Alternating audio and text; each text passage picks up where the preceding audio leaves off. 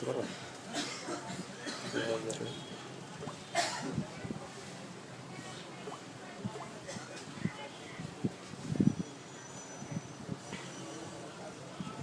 Factory রেজিস্ট্রেবল দিছে এখন।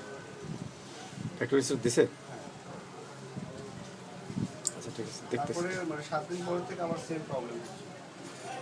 বললো যে আপনাকে একটু দেখানো যে প্রবলেমটা ফাইন্ড আউট করা। কত ভার্সন আছে? সামি ভাই কি? আমি গোলাম মোস্তফা যে স্যামসাং সমস্যা ছিল।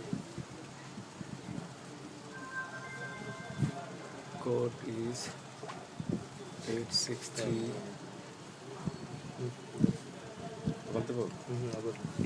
863